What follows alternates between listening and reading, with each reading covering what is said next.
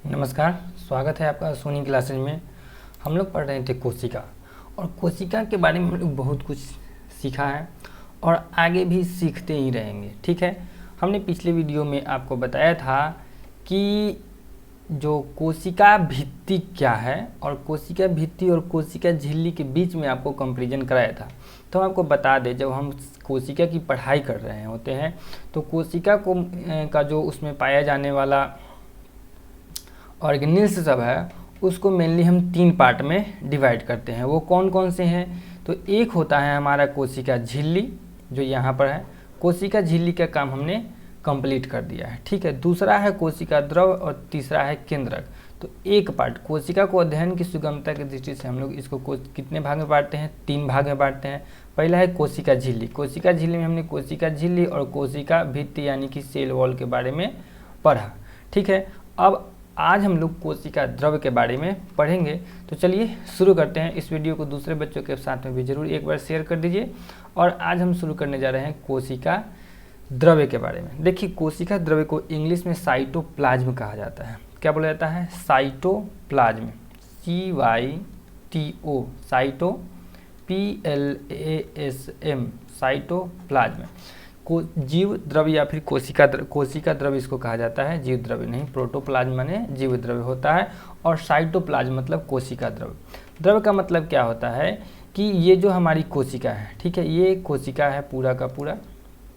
ठीक है, और कोशिका का जो सबसे जो बाहरी आवरण होता है, इसके बारे में हमने बताया था कि जो एनिमल सेल है यानी कि जो जंतु कोशिका है, जंतु कोशिका की जो सबसे बाहरी झिल्ली होती है उसे हम लोग कोशिका झिल्ली कहते हैं। लेकिन अगर यही पादप कोशिका रहती, अगर पादप कोशिका होती तो आपको भी पता है कि पादप कोशिका का जो सबसे बाहरी झिल्ली होता है उसे हम लोग क्या बोलते हैं? सेल वॉल बोलते हैं। क्या बोलते हैं? सेल वॉल बोलते हैं। तो इतना तो हमने पिछले वीडियो में पढ़ा था। देखिए, तो होता क्या है कि जो ये कोशिका झिल्ली होती है, क्या होती है? कोशिका झिल्ली। कोशिका झिल्ली ना एक गाढ़े चिपचिपे द्रव्य को अपने अंदर समेटे रहती है, अपने अंदर में लिए हुए रहती है। यही गाढ़ा चिपचिपा द्रव्य जो होता है इसी को हम लोग कोशिका द्रव्य कहते हैं। गाढ़ा मतलब समझ रहे हैं? मार समझते हैं? मार जो दाल भात, जो भात बनता है, जब चावल बनाते हैं, भात बनाते हैं तसली में, तो तसली में मार पसता है। गांव देहात का बच्चा सब जानता होगा कि मार पसता है। तो यही मार की तरह गाढ़ा होता है और चिपचिपा लसफसिया होता है। ठीक है, और यह जो होता है और जो किताबी भाषा में कहा जाए तो जीव द्रव्य वह भाग है जो कोशिका भित्ति एवं केंद्रक के बीच में होता है। अब कोशिका भित्ति यानी कि ये कोशिका झिल्ली कहिए या फिर कोशिका भित्ति। अगर एनिमल सेल का बात कर ले तो कोशिका झिल्ली होगा, अगर पादप कोशिका की बात कर ले यानी कि प्लांट सेल की बात कर ले तो कोशिका भित्ति होगा। तो ये कोशिका भित्ति, यहाँ मान लीजिए कोशिका भित्ति है।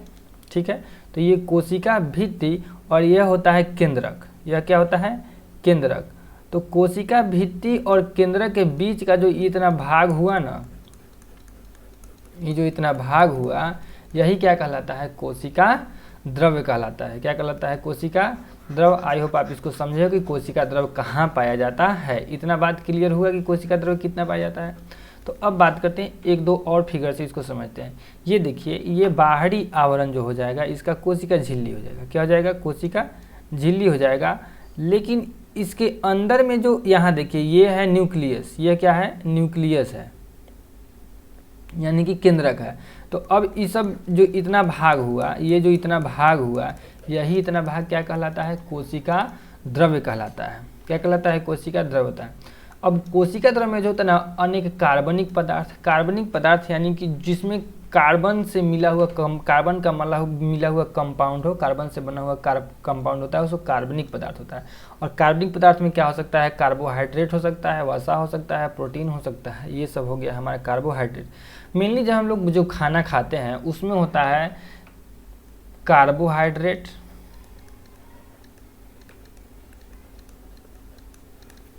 वसा को इंग्लिश में फैट बोलते हैं। क्या बोलते हैं?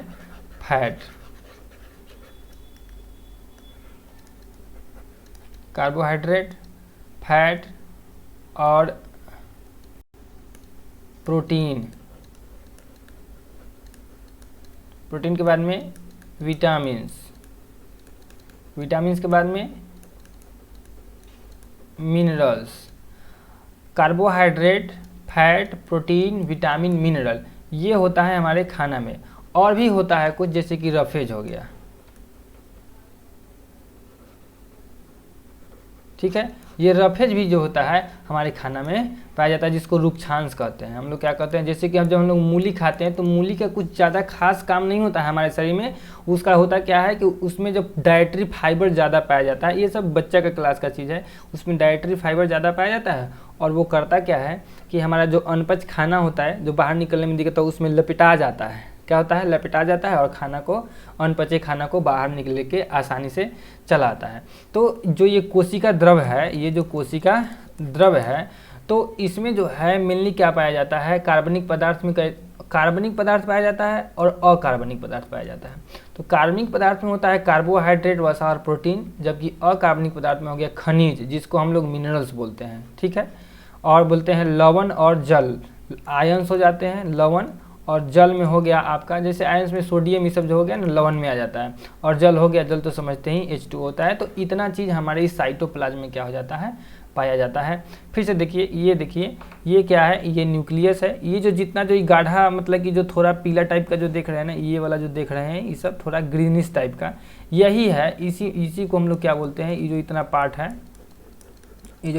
है, इसी को हम लोग क्या बोलते हैं, कोशिका द्रव बोलते हैं। तो कोशिका द्रव आई होप आपको समझ में आया है कि नहीं, कुछ कोशिका द्रव समझ में आ जाना चाहिए था अभी तक कुछ ना कुछ। तो कोशिका द्रव मेनली यही होता है, समझ में आया बात। अब बात करते हैं हम लोग कि कोशिका द्रव के बारे में की खोज किसने की थी। तो कोशिका द्रव की खोज की थी रुडोल्फ वॉन कोलिकर। क्या, रुडोल्फ वॉन कोलिकर। फिर से एक बार सुन लीजिए, Rudolf von Kolliker. Rudolf von Kolliker ने कोशिका द्रव्य की खोज की थी। इतना क्लियर है। अब आगे सुनिए कि यह गाढ़ा होता है, बताए ही है, मार से भी थोड़ा सा ज़्यादा और गाढ़ा समझिए, मार से भी गाढ़ा होता है। पारभासी कहने का मतलब, कभी आप बैलून से देखे हैं या फिर कागज़ पर, क्या कीजिए अभी थोड़ा देर के लिए वीडियो को पॉज कर दीजिए और क्या कीजिए, कागज़ पर तेल गिरा दीजिए और उससे देखिएगा, धुंधला दिखाई देगा। क्या होगा, धुंधला दिखाई देगा। तो यही धुंधला जो आपको दिखाई देता है, वैसा पदार्थ को पारभासी कहते हैं, ठीक है। एक होता है पारदर्शी, एक होता है पारभासी, और एक होता है अपारदर्शी। पारदर्शी में पूरा आर पार दिखाई दे रहा है, जैसे कि किसी शीशा, प्लेन शीशा से देखिएगा तो आर पार दिखाई देगा, ठीक है। तो पारदर्शी हो गया, समझ में आ रहा है बात। और पारभासी में हो गया तेल लगा हुआ कागज़, बैलून का रबर, ये सब से जब हम लोग देखते हैं तो वो क्या होता है, पारभासी। और अपारदर्शी, जैसे कि एक दीवार है मेरे सामने और इस दीवार के उधर का कोई भी चीज़ हम लोग नहीं देख पाते हैं, तो वो क्या कहलाता है, अपारदर्शी पदार्थ कहलाता है। तो ये है हमारा पारभासी, मतलब कि इसमें आपको सब कुछ क्लियर दिखाई नहीं देगा, धुंधला टाइप का दिखाई देगा, कुछ तो गड़बड़ है वाला बात होगा। और चिपचिपा होता है। तीसरा चीज़ है कि यह समरूप या समांगी, मतलब कि सब जगह एक जैसा इसका बनावट नहीं है, कहीं ज़्यादा गाढ़ा हो सकता है, कहीं कम गाढ़ा हो सकता है, मतलब कि ऐसा वो शरबत वाला बात नहीं है, समांगी नहीं है, सब जगह एक तरह से नहीं है। इसके बाद में अब जो मेन टॉपिक आने जा रहा है, ये बहुत ही इंपॉर्टेंट है। ये भी देखिए, ये जितना भी जो आपको ये सब दिखाई दे रहा है, ये फिगर भी आपके लिए बेस्ट है। ये जितना जो ये सब जगह दिखाई दे रहा है, ये सब का सब आपके क्या है, ये सब का सब आपका क्या है, यही है साइटोप्लाज्म, ठीक है। इसमें भी देखिए, इसमें जो काला वाला में थोड़ा सा दिखाई दे रहा है, ये सब क्या है, साइटोप्लाज्म, क्या है, साइटोप्लाज्म है। और ये क्या है, इसको बोलते हैं हम लोग न्यूक्लियस। इसको क्या बोलते हैं, न्यूक्लियस। तो देखिए, कोशिका झिल्ली या फिर कोशिका भित्ति कहिए और केंद्रक के बीच में जो भी एरिया हो गया, यह किसका एरिया हो गया, कोशिका द्रव्य का एरिया हुआ। इतना बात समझ में आ रहा है आपको। और आगे सुनिए,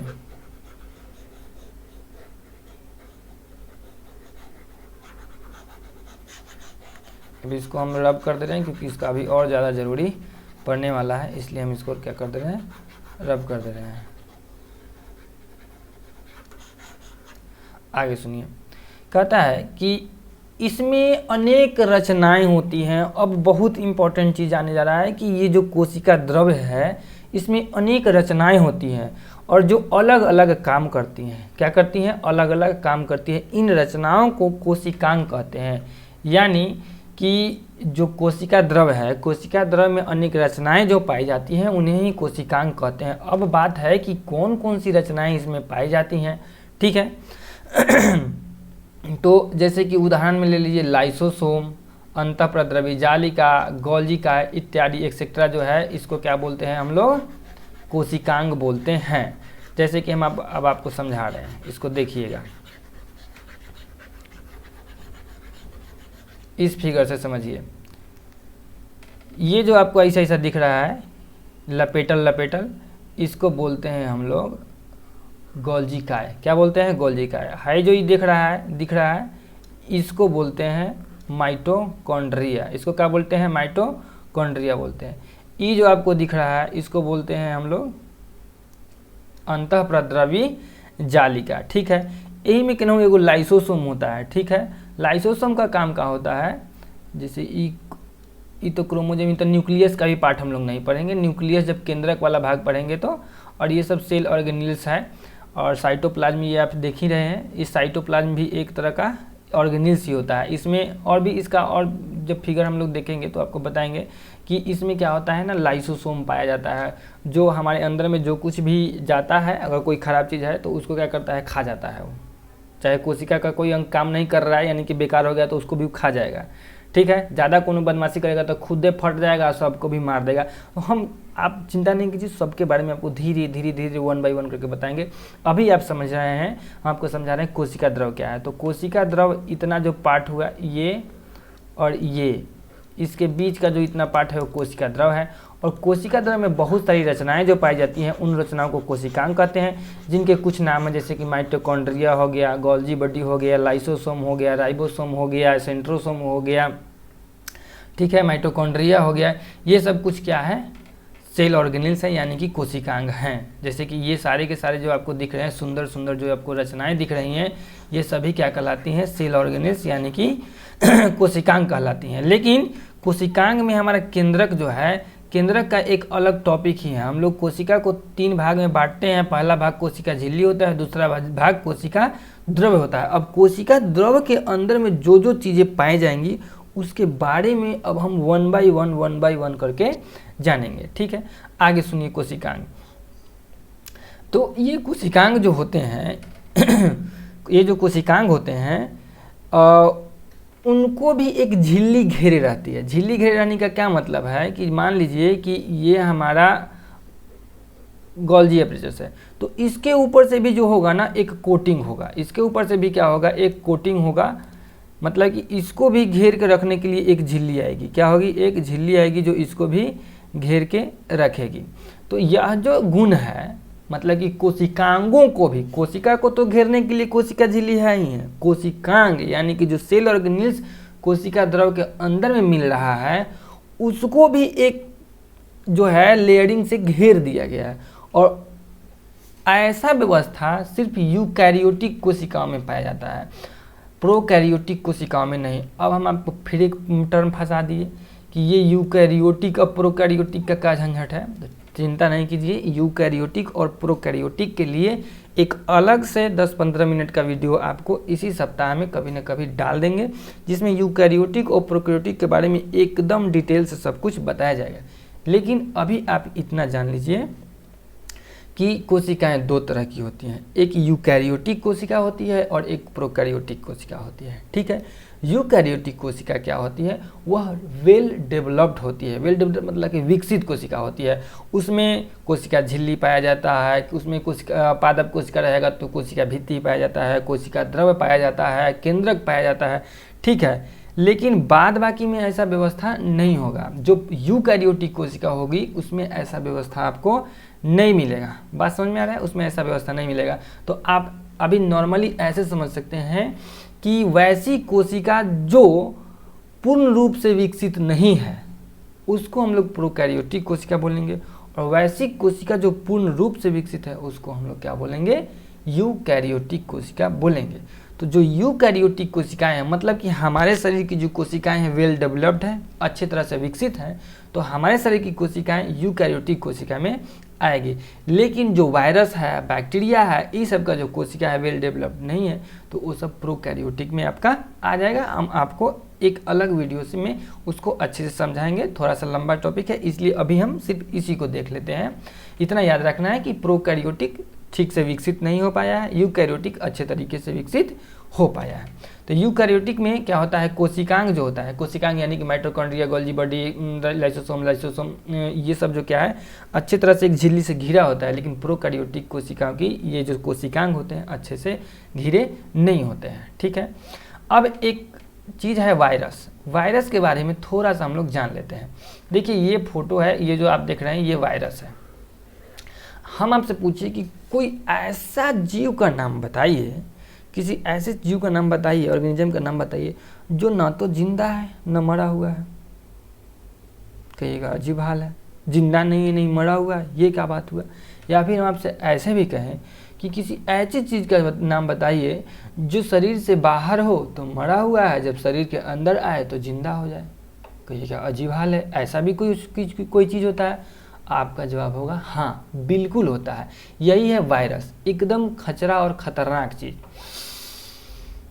आपको पता नहीं मेरे नाक के अंदर से होते हुए कितने वायरस अंदर घुस गए, कितने बैक्टीरिया अंदर घुस गए। इस हाथ में न जाने कितने वायरस और बैक्टीरिया होंगे। ठीक है, इसीलिए अभी कोरोना काल में कहा जाता है कि बार बार अपने हाथों को अच्छे तरीके से साबुन से धोइए, उसको सैनिटाइज करते रहिए। समझ में आ रहा है बात, ताकि वो जो वायरस है या फिर जो बैक्टीरिया है वो मर जाए। ठीक है, आप कहेगा हैं जब वो मरा हुआ है तो मरेगा क्यों। अरे भाई धुल के गिर तो जाएगा, क्यों, क्योंकि जैसे ही हमारे शरीर में जाएगा, जैसे ही हमारे शरीर में जाएगा वो वायरस, तो जैसे ही उसको जीवित कोशिका मिलेगी वो भी जिंदा हो जाएगा। है ना कमाल का बात, वो भी जिंदा हो जाएगा और उसको एक क्या मिलता है, नॉर्मल कंडीशन जैसे ही मिलना शुरू हो जाएगा, उसके ऊपर ना एक प्रोटीन का क्या होता है, जैसे कि देखिए ये जो है ना ये फट जाएगा, ये क्या होगा प्रोटीन वहाँ हट जाएगा। इसके अंदर में ऐसे ऐसे ऐसे करके जो होता है ना, इसका जेनेटिक मटेरियल होता है, डीएनए होता है या फिर आरएनए होता है। डीएनए आरएनए आपको आगे बताया जाएगा। तो ये प्रोटीन से घिरा रहता है, स्पाइक प्रोटीन होता है जो हट जाता है, और उसके बाद में ये जो चीज़ है ये हमारे सेंट्रोसोम के पास चला जाता है और सेंट्रोसोम को कहता है कि चल हमारा फोटोकॉपी निकाल। ठीक है, तो ये ऐसे करता है। तो इसके बारे में और जानिए। तो वायरस क्या समझे, वायरस में जो होता है इसमें जो ये प्रोकैरियोटिक नहीं है, यूकैरियोटिक है। जिसको हम लोग अपने आँख से देख पाते हैं ना वो यूकैरियोटिक है। ठीक है, जिसको अपनी अनंगी आंखों से नहीं देख सकते हैं वो प्रोकैरियोटिक है, एकदम समझ जाइए। अब आप कहिएगा कि जैसे कि आप यहाँ हैं और आपको 2 किलोमीटर अलग का आदमी नहीं दिख रहा है। अरे भाई जहाँ है वहाँ पर तो दिख रहा है ना, लेकिन आपको पता नहीं इस हवा में कितना वायरस और बैक्टीरिया है। ठीक है, तो वो सब के सब क्या है, प्रोकैरियोटिक ही हैं। आई होप आपको ये बात समझ, यूकैरियोटिक ही हैं। और हम लोग जैसे कि हम लोग वहाँ गए, घोड़ा गधा कुत्ता पेड़ पौधा ये सब क्या है, यूकैरियोटिक है। तो वायरस में क्या होगा, चूंकि यह प्रोकैरियोटिक है, इसमें किसी प्रकार का झिल्ली नहीं पाया जाता। इसकी खोज इवानोवस्की ने की थी और इसको खोजा कहाँ गया था, तो इसको तंबाकू के पत्ता पर मिला था, इसलिए इसको टोबैको मोजैक वायरस भी बोला जाता है। और सबसे पहला मिलने वाला वायरस यही था, टोबैको मोजैक था। अच्छा, जब किसी जीवित कोशिका के अंदर में घुस जाएगा तो अपना संख्या क्या करने का, बढ़ाने लगेगा। ठीक है, और यह सजीव और निर्जीव के बीच की कड़ी होती है। कैसे कड़ी होती है, जब यह शरीर से बाहर है तो निर्जीव है, जैसे ही शरीर में इंटर करेगा अपने जैसा बहुत सारा चीज़ क्या, बहुत सारा जो वायरस है वो पैदा करने लगा। अब वायरस का हिंदी जो होता है ना विषाणु होता है। क्या होता है, विषाणु। विषाणु क्या होता है ये, अच्छा विशेष प्रकार के प्रोटीन से घिरे होता है जिसके अंदर आनुवंशिक पदार्थ होता है। ये जो आप देख रहे हैं जो कोरोना वायरस सबसे अच्छा एग्जांपल अभी के टाइम के लिए कोरोना वायरस, तो वो क्या है, वायरस यानी कि विषाणु है। मतलब ये वो भी पूर्ण रूप से डेवलप्ड नहीं है, उसके ऊपर भी क्या है, स्पाइक नाम का प्रोटीन है। स्पाइक प्रोटीन से वो घिरा हुआ है, हमारे शरीर में जाता है। ठीक है, हमारे शरीर के कोशिकाओं के अंदर घुस जाता है, न्यूक्लियस के पास चला जाता है और इसका जो ये डीएनए यानी कि या फिर आरएनए होता है उसका रेप्लिकेशन करता है और वो आगे का टर्म है ये सब। और वो क्या करता है कि सेंट्रोसोम को अब ऑर्डर देना कर देता है, अरे भाई तू मेरे जैसा फोटोकॉपी बना, और ये अपना संख्या का करता है, बढ़ाने लगता है। अब जैसे कि एगो भी घुस गया तो एगो सेल में जाएगा, अब वहाँ से 2 4 5 को अपना जैसा पैदा कर लिया, फिर ये क्या होगा, दूसरा सेल में हमारे घुस जाएगा, फिर इसमें से तीसरा से, मतलब बहुत सारे सेल में धीरे धीरे क्या होगा, वो फैलना शुरू हो जाएगा। तो यही है वायरस। देखिए ये भी वायरस ही है, समझ में आ रहा है बात, ये सब वायरस का फोटो हो गया आपका।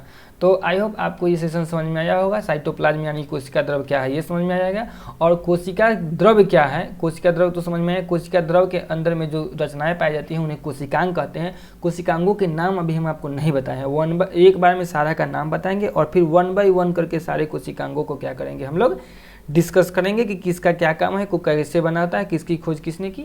जहाँ तक होगा वहाँ तक हम लोग इसमें देखेंगे। तो आज के लिए इस वीडियो में हम इतना ही रहने देते हैं, मिलेंगे आपसे नेक्स्ट वीडियो में। तब तक घर पर रहिए, सुरक्षित रहिए, पढ़ते रहिए और वीडियो को दूसरे बच्चों के साथ में भी ज़रूर शेयर कीजिए।